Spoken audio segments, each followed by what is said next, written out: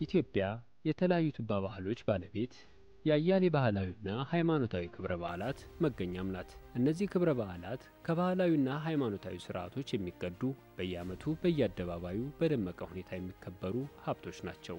የመስቀል፣ ጥምቀት፣ ኢደል ፍጥርና አረፋ ከሃይማኖታዊ የአደባባይ በዓላት መካከል ተጠቃሾች ሲሆኑ ኢሬቻ፣ ፊቼ ጨምበላላ፣ አሸንድዬ፣ ሻደይ፣ ሶለልና ሌሎች በዓላትም ህዝባዊ በዓላት ሆነው ውብና ማራኪ በሆነ መንገድ በስፋት ሲከበሩ ይታያል። እነዚህ በዓላት የህዝብ ለህዝብ ግንኙነትን በማጠናከር ሀገራዊ አንድነት ለማምጣት ጉልህ ድርሻ አላቸው።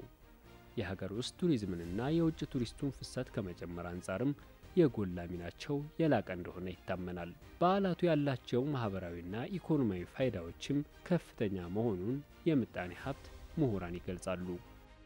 ቱሪዝም ሴክተር ለስራ እድል ትልቅ አስተዋጽኦ አለው።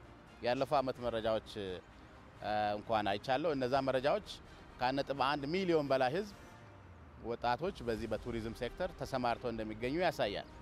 የጂዲፒውም ኮንትሪቢዩሽን ትልቅ ነው። በአጠቃላይ እንኳን ብናየው የቱሪዝሙ ከ6% አያንስም በእኛ ኢትዮጵያ ኢኮኖሚ ላይ እና ምናልባትም አመታዊ ገቢውም ከ4.6 ቢሊዮን ዶላር በላይ የሆነ ገቢ ነው ባለፈው ዓመት እንኳን መረጃዎች ያየሁትና ለዚህ ኢኮኖሚ ጠቀሜታው በእነዚህ በቱሪዝም ፍሰት፣ በንግድ ማሳለጥ፣ በገቢ እድገትና በስራ እድል ፈጠራ ማየት ይቻላል ማለት ነው።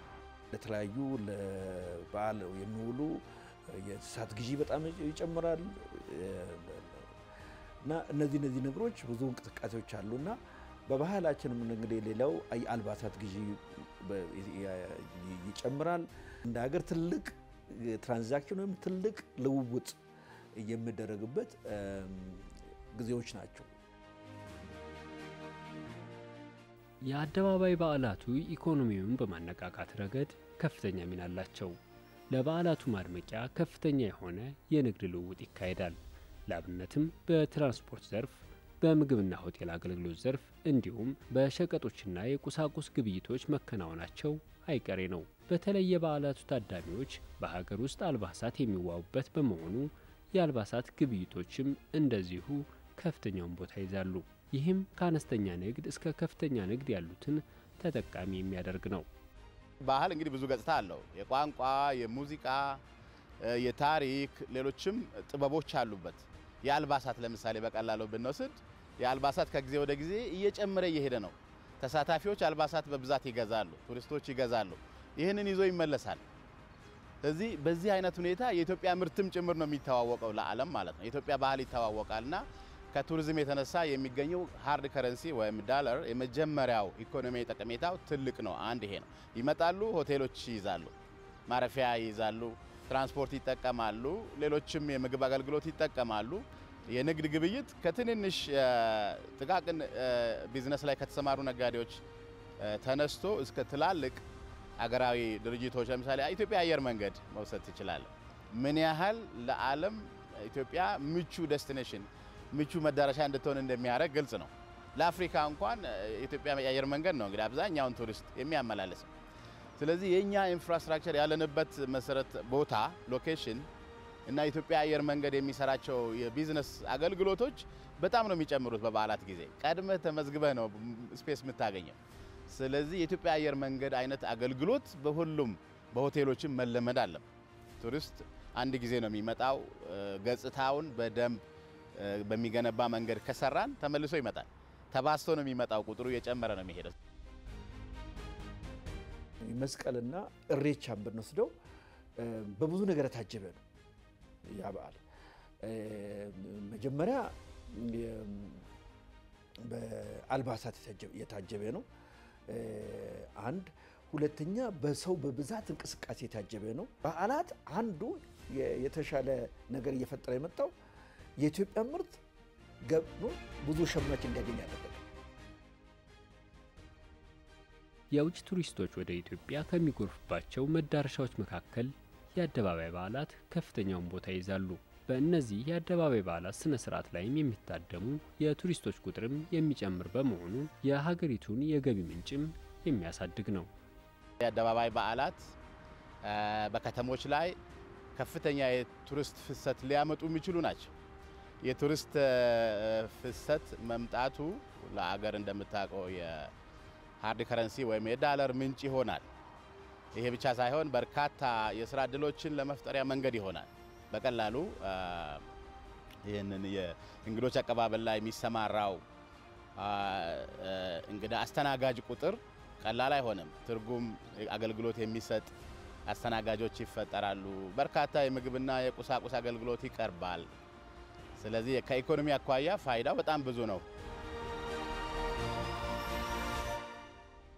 የአደባባይ በዓላቱን የሚጎበኙ ቱሪስቶችን ፍሰት ለመጨመር የአገልግሎት አሰጣጡን የማሻሻልና ማዘመን አስፈላጊነት አጠያያቂ አይደለም።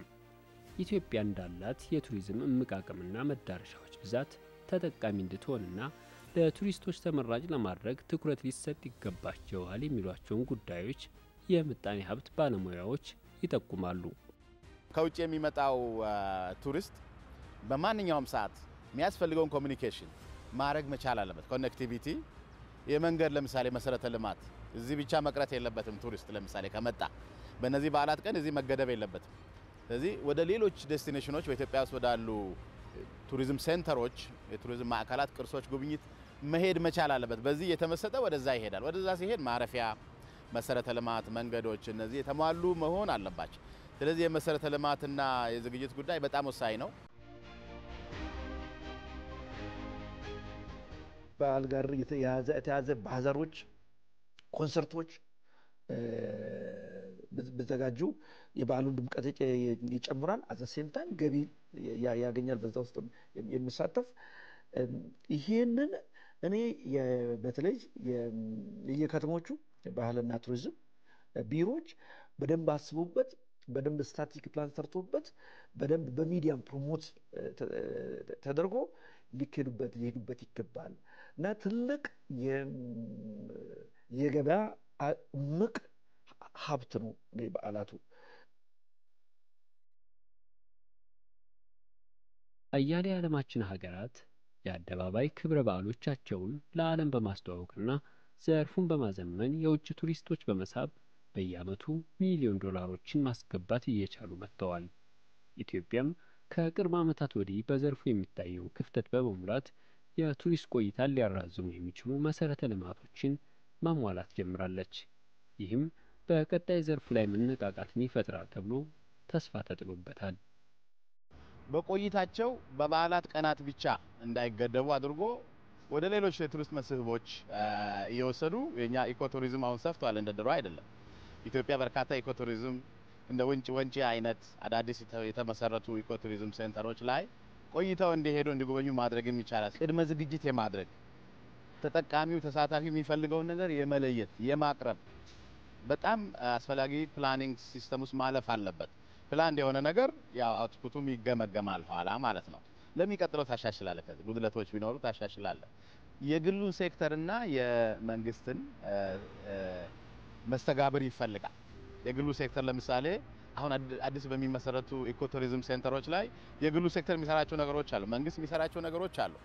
ተፈጥሮ ያደለን ነገር አለና ያንን መንግስትና የግሉ ሴክተር ተቀናጅቶ የመስራት ትልቅ ጥረት ይጠይቃል። ማቀድና መተግበር ይጠይቃል። የመጀመሪያው ከዚህ የምታገኘውን ጥቅም መሰረት አድርገ ደግሞ ይሄ ጉዳይ እየሰፋ እንዲሄድ ግሎባል እንዲሄድ ማድረግ። ለምሳሌ የመጀመሪያው ሰስተነብል እንዲሆን የምታደርገው በዓለም ቅርስነት ማስመዝገብ ነው። በዓለም ቅርስነት ካስመዘገብክ ኢትዮጵያዊ ብቻ አይደለም በዚህ ጉዳይ ላይ። ስለዚህ የዓለም የቅርስ ባላደራ የሆነው አካል ሁሉ ይሄ ነገር የተሻሻለ የዓለም ገጽታ ውስጥ የዓለም ቱሪስት መስህብ ውስጥ እንዲገባ ኦልሬዲ እየፈቀደ ነው ያለው።